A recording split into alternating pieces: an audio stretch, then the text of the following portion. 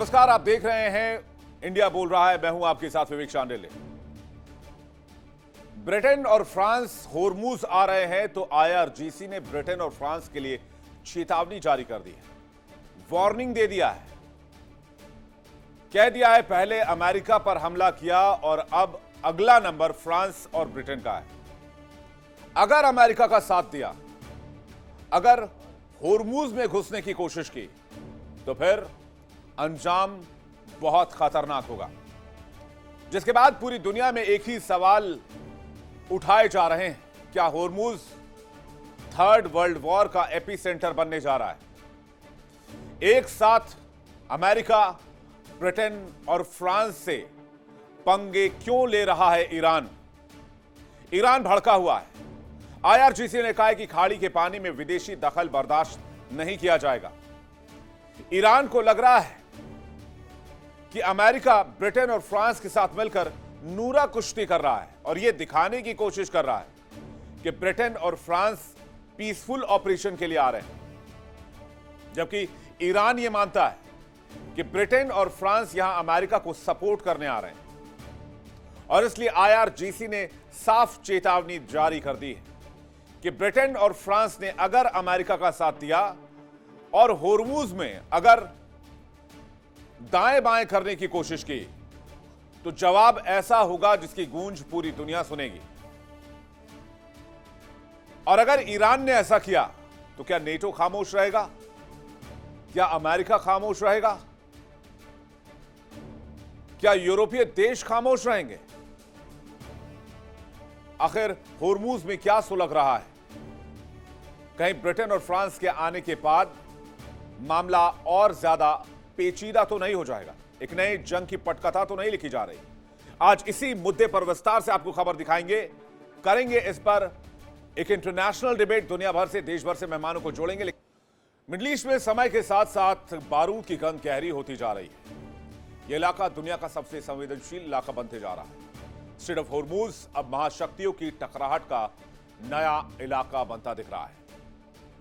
Britain और France ने अपने अपने युद्धपोत के साथ इस इलाके में घुसने की बात कही, पूरी दुनिया में ऐलान किया। तो उधर ईरान ने ब्रिटेन और फ्रांस को खुली चेतावनी दे दी। कहा कि अगर ब्रिटेन और फ्रांस अपने युद्धपोत को लेकर होर्मुज की तरफ आएंगे तो वो सीधे आईआरजीसी के ईरान के निशाने पर होंगे। अगर उन्होंने अमेरिका का साथ दिया तो ईरानी सेना ऐसा जवाब देगी जो निर्णायक भी होगा और विनाशकारी भी होगा। और जैसे कि हमने आपको बताया था, ब्रिटेन ने अपने युद्धपोत एचएमएस ड्रैगन को इस इलाके में भेजा है। ब्रिटेन कह रहा है कि हम अपने समुद्री जहाजों को वहां से निकालना चाहते हैं, माइन स्वीपिंग करना चाहते हैं, कमर्शियल शिपिंग वाटरवे को सुरक्षित रखना चाहते हैं। लेकिन तेहरान इसे अपनी संप्रभुता में दखल मान रहा है। तेहरान को लग रहा है कि अमेरिका इन देशों के साथ नूरा कुश्ती कर रहा है और होर्मुज में घेरने के लिए आ रहा है। ईरान के उप विदेश मंत्री कासिम गरीबाबादी ने सोशल मीडिया पर बेहद आक्रामक लहजे में कहा कि होर्मुज में ब्रिटेन और फ्रांस की सैन्य मौजूदगी बर्दाश्त नहीं की जाएगी। यह अंतर्राष्ट्रीय कानून का उल्लंघन है और अगर एक भी कदम आगे बढ़ाया तो किसी भी गैर कानूनी कार्रवाई में अमेरिका का साथ दिया तो ईरानी सेना ऐसा जवाब देगी जिसकी कल्पना ना तो ब्रिटेन ने की होगी, ना फ्रांस ने की होगी और ना ही अमेरिका ने की होगी। ईरान पहले भी अमेरिका को कई बार वार्न कर चुका है और उसके बाद अमेरिका की क्या हालत हुई वो हमने देखा। ईरान साफ साफ कह रहा है उसकी संप्रभुता, उसकी सुरक्षा को खतरा महसूस होगा तो वो होर्मुज में किसी भी जहाज पर हमला करेगा, फिर चाहे वो अमेरिका का हो, ब्रिटेन का हो, फ्रांस का हो, जर्मनी का हो, जापान का हो, साउथ कोरिया का हो, इटली का हो, किसी भी देश का जहाज हो, होर्मुज में एंट्री बर्दाश्त नहीं करेंगे। ईरान की वार्निंग क्या है ये देख लीजिए। अमेरिका की किसी भी तरह से मदद की तो इसका माकूल जवाब दिया जाएगा, ये मंजूर नहीं करेंगे। ईरानी सेना जवाबी कार्रवाई के लिए तैयार है।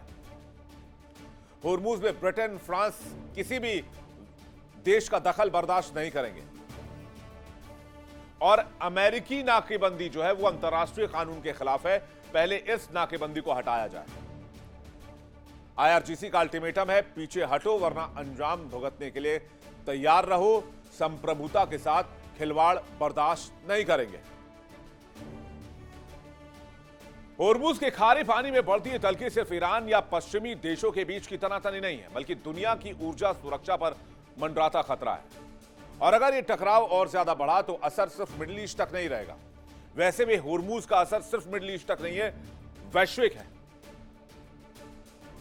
और अगर ब्रिटेन और फ्रांस भी जाकर ईरान से भिड़ जाते हैं या ईरान ब्रिटेन और फ्रांस के जहाजों पर हमला कर देता है तो इसकी कीमत पूरी दुनिया को चुकानी होगी। ईरान का क्या? ईरान 1979 से सैंक्शंस झेल रहा है। दुनिया के बाजार उसके लिए बंद है। दुनिया की करेंसी डॉलर उसके लिए इनवैलिड है, वो इस्तेमाल नहीं कर सकता है। ईरान को क्या असर होगा? लेकिन बाकी देश घुटने पर आने लग जाएंगे। इसलिए फ्रांस ने जो अपनी nuclear powered Charles de Gaulle aircraft carrier को भेजा है, उससे खतरा कई गुना बढ़ गया है। ब्रिटेन ने एचएमएस ड्रैगन डिस्ट्रॉयर होर्मुज में भेजने का फैसला कर दिया और वो बढ़ रहे हैं होर्मुज की तरफ। वो कह रहे हैं ये जो शिपिंग रूट है इस पर हम निगरानी करेंगे, यहां से जहाजों को निकालेंगे। मैक्रो और स्टॉमर होर्मुज में आवाजाही खोलना चाहते हैं। यह कदम ऐसे वक्त में उठाया गया है जब फ्रांस के राष्ट्रपति इमैनुअल मैक्रोन और ब्रिटेन के प्रधानमंत्री कीर स्टारमर मिलकर एक इंटरनेशनल समुद्री मिशन को आगे बढ़ा रहे हैं, जिसमें दावा है कि शिपिंग लेन में नेविगेशन की स्वतंत्रता बहाल की जानी चाहिए। लेकिन क्या यह सिर्फ सुरक्षा मिशन है या फिर अमेरिका और यूरोप का नूरा कुश्ती वाला गेम जिसमें सब कुछ फिक्स होता है, बस पहलवान दिखावे के लिए लड़ते हैं, रिजल्ट भी फिक्स होता है, कौन जीतेगा कौन हारेगा। तो दुनिया के सबसे संवेदनशील समुद्री रास्ते में महाशक्तियों का यह शक्ति प्रदर्शन क्यों है? एक तरफ इसे फ्रीडम ऑफ नेविगेशन बताया जा रहा है, दूसरी तरफ इस तैनाती को क्षेत्रीय तनाव के बीच स्थिति को खराब करने वाला कदम भी माना जा रहा है।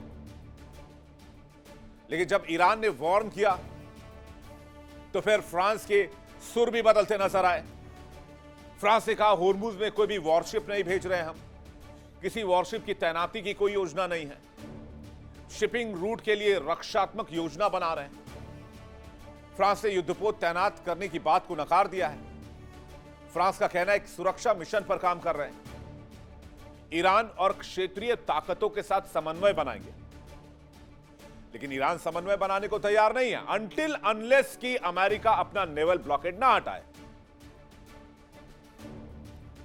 फारस की खाड़ी में तनाव अब खतरनाक मोड़ पर है। होर्मुज महाशक्तियों के टकराव का नया केंद्र बन रहा है। हालात इतने विकट हैं कि अमेरिका जैसी ताकत ने अपने पैर खींच लिए पीछे।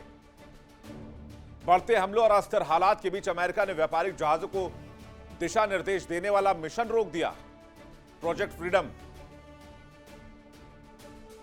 कतर, दक्षिण कोरिया, दूसरे देशों के जहाजों पर हमले और रुकावट की घटनाएं सामने आई हैं।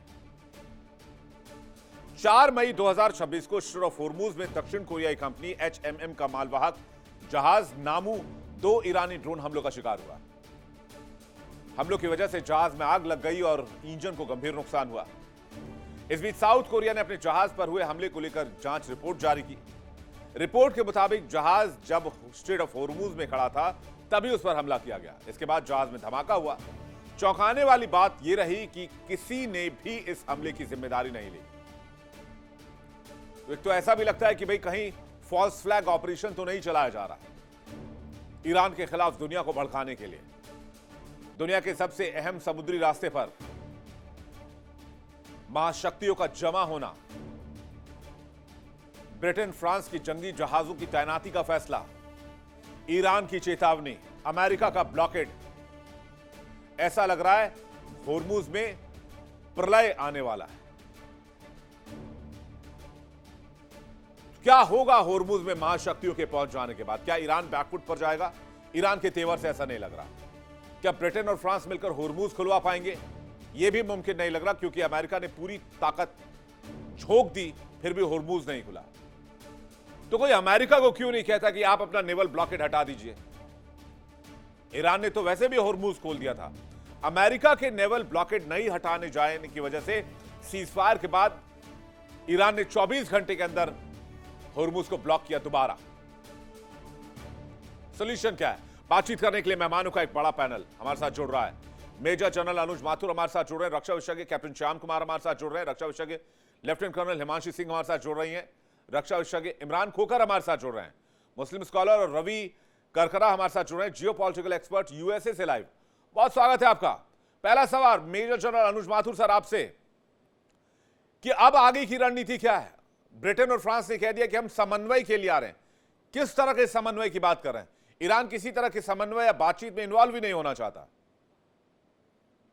जय हिंद विवेक। देखिए, ब्रिटेन और फ्रांस जो है, ये कोई बात कुछ भी कहें, समन्वय कहें, जो भी कहें, लेकिन इतना मैं पक्का बता सकता हूं कि अगर ये भूमध्य सागर को पार करके लाल सागर में और लाल सागर से आगे अगर आकर के डिप्लॉय होते हैं, देखिए चार्ल्स डिगॉल जो आ रहा है वो फ्रांस का इकलौता एयरक्राफ्ट कैरियर है, और एयरक्राफ्ट कैरियर अगर रेड सी से थोड़ा सा आगे भी डिप्लॉयड होगा तो भी वो स्ट्रेट ऑफ हॉर्मुज को इन्फ्लुएंस कर सकता है।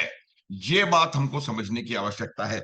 जहां तक सवाल ब्रिटेन और फ्रांस का यहाँ पर आने का है, ये नूरा कुश्ती कहिए या आपको जो समझ में आ रहा है उसको आप उसका नाम दे सकते हैं, लेकिन ये बात बिल्कुल निश्चित है कि जो यूरोप पूरी तरह से ईरान की तरफ झुकता हुआ नजर आ रहा था, उनकी साइड जा रहा था, वो कहीं ना कहीं दोबारा अपने ओरिजिनल शेप में आता जा रहा है। और ये कहेंगे हम अमेरिका का कोई पार्टनरशिप नहीं है, कोई उनकी मदद करने के लिए नहीं आ रहे हैं, लेकिन आप अपना इकलौता एयरक्राफ्ट कैरियर ऐसे बैटल जोन में बिना बात नहीं भेज सकते विवेक। देखिए इंडिया डेली 24/7 अब आपकी स्मार्ट टीवी पर। इंडिया डेली मौजूद है सभी डिजिटल प्लेटफॉर्म पर लाइव और लगातार।